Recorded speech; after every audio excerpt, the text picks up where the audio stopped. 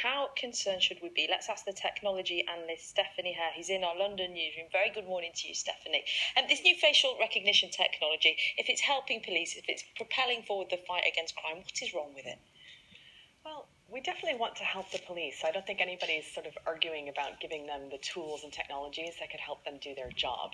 I think the problem is that this is not a neutral technology. So over in the United States, where I'm from, we're actually seeing cities ban police use of facial recognition. So that's San Francisco and Oakland in California and Somerville in Massachusetts. And now the state of California is looking at banning facial recognition on police body cams. And the company that is the biggest supplier of police body cameras in the United States made a decision this summer not to put facial recognition on it because it decided that it's an ethical problem, that right now we need to decide as a society if we want to introduce technology that does have this chilling effect, that is a privacy issue, it's a civil liberties issue. We need to decide that in our parliaments. It shouldn't be the police who introduce technology that's that powerful and then we all just have to live with it. It needs to have a democratic mandate. You talked, Stephanie, though, about body cams, for example. At the time when they came out, they were hugely controversial. They've become a very normal part of police use that people will say they're grateful for if it's helped them to solve a crime. Is it not just a case that this is new technology and because we're not used to it, we're afraid of it? No, I don't think it's a case that it's just new technology and we're afraid of it. I think we actually have to really grapple with why facial recognition is so different and it's so powerful. What facial recognition does is turn our entire society into effectively a police dragnet. What that means is that all of us are being compared in real time against a police watch list, which kind of makes us like we're suspects until we're proven innocent, rather than assuming that we're innocent until proven guilty.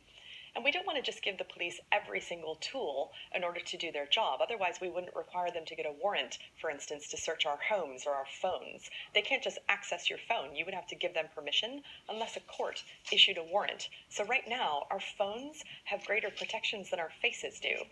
But arguably, the Home Office have said they are pleased about this finding, that it will still be allowed to be used. They would argue, would they not, that when you look at some of the recent terror attacks in the UK, potentially this sort of technology could have stopped them?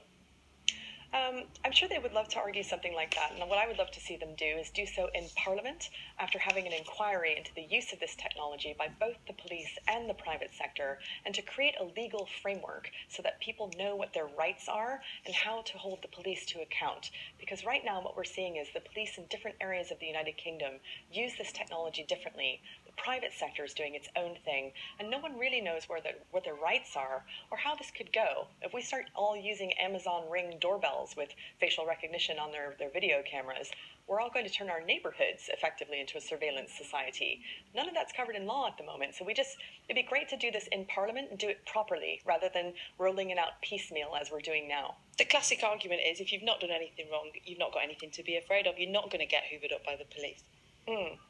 Well, I would say that in a liberal democracy, we don't have to prove that we're innocent. We're innocent until proven guilty, so it's not even a question of do I have something to hide or not. It's that in a liberal democracy, you have to come and prove to me that you have a reason to even question that. Okay, Stephanie, many thanks. It's an issue that I'm sure we'll be talking about very soon.